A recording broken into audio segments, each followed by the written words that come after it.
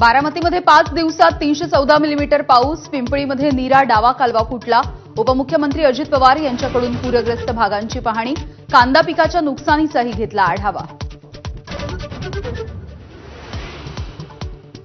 मुंबईमध्ये झालेल्या मुसळधार पावसामुळे ठिकठिकाणी पाणी साचलं. किंग्ज सर्कल, हिंदामाता, वाकोल्यामध्ये सुद्धा पाणी. तर पुढचे काही तास पावसाचा जोर राहणार.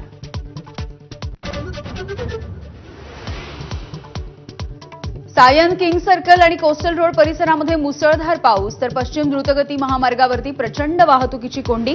वाहतूक संथ गतीने.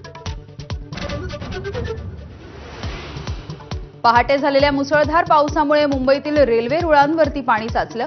मस्जिद बंदर, माटुंगा, भायखळा स्टेशनवरती सुद्धा पाणी. लोकल वाहतूकही मंदावली.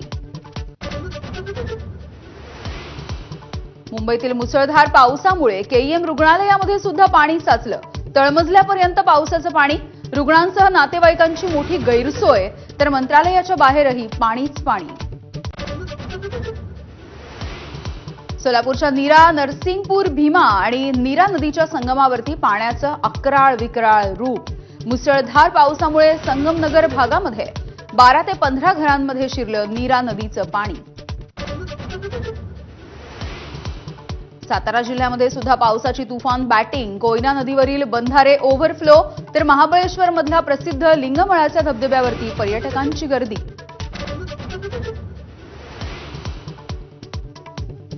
नाशिक जिल्ह्यामध्ये झालेल्या पावसामुळे पिकांचं मोठं नुकसान. अनेक ठिकाणी कांद्याच्या पिकाला फटका.